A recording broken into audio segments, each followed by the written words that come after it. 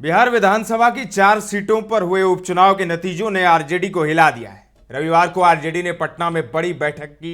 इसके बाद राजद सुप्रीमो लालू बेटे तेजस्वी को लेकर मध्य प्रदेश में बंगलामुखी मंदिर में पूजा अर्चना के लिए विशेष विमान से निकल गए। खैर, हम बात कर रहे हैं उपचुनाव के परिणाम की। परिणाम ये हुआ कि राज्य में सत्ताधारी दल की ताकत पहले की तुलना में अब और बढ़ गई है। जहां एनडीए के 3 घटक दल जदयू, भाजपा, हम के विधायकों की संख्या बढ़ गई है, वहीं महागठबंधन में राजद और भाकपा माले की ताकत पहले की तुलना में कम हो गई है।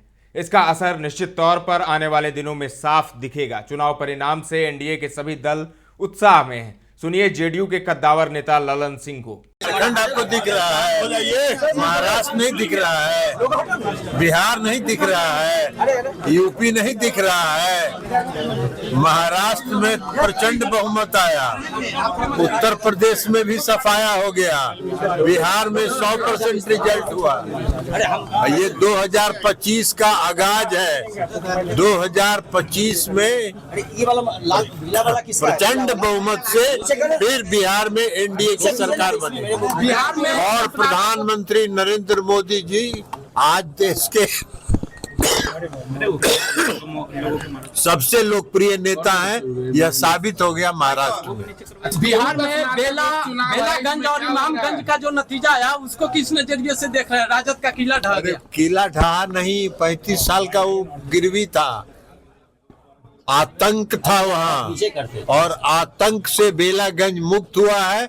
अब बेलागंज विकास की ओर अग्रसर होगा। 15 दिन से रहे तो देवेश जी कहा आपको ने छोड़िए ना, किसी के बारे में कुछ पूछते रहिएगा।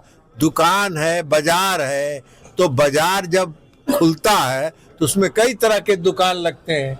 तो दुकान कोई लगाया है तो लगाया, अपना माल बेचे। 2025 में बोला तो अभी कहाँ नहीं छोड़े, अभी तो चारों में लड़े। सुना आपने ललन सिंह को और देखा आपने उनका तेवर।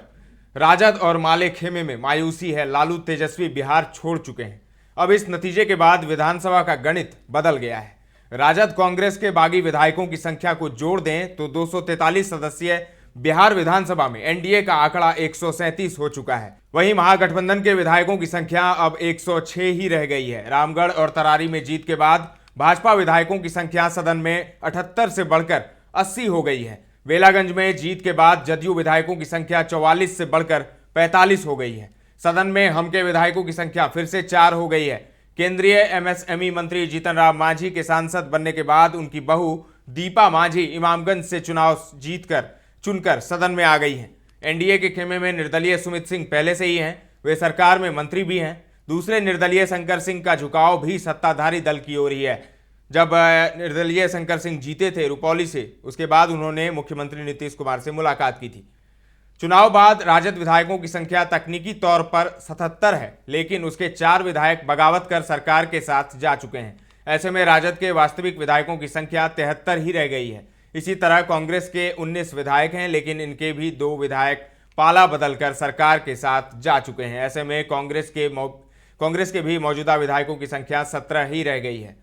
अब आपको दलगत संख्या बता देते हैं। बिहार में इस वक्त जो आंकड़ा है हर एक दलों का, भाजपा नंबर 1 पर है 80 सीटों के साथ, राजद 77 सीटों के साथ दूसरे नंबर पर है, जदयू 45, कांग्रेस 19, भाकपा माले 11, हम 4, माकपा 2, भाकपा 2, एआईएमआईएम 1, निर्दलीय 2, कुल 243। तो 243 सीटों का गणित आपको बताया, लेकिन अभी और इसमें फेरबदल हो सकते हैं। विधानसभा चुनाव तक कहा जा रहा है कि बहुत सारे नेता इधर से उधर करेंगे चुनाव से पहले, और चुनाव के बाद तो पूरा गणित बदलेगा ही।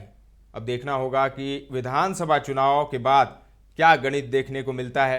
क्या जेडीयू की सीटें बढ़ेंगी, राजद की घटेंगी, या राजद की सीटें बढ़ेगी, या फिर बीजेपी की सीटें बढ़ेगी, और प्रशांत किशोर क्या कमाल करेंगे। सब कुछ देखना बड़ा दिलचस्प रहेगा। फिलहाल के लिए इतना ही। ताजा तरीन खबरों का सिलसिला लगातार जारी है। देखते रहें दर्श न्यूज।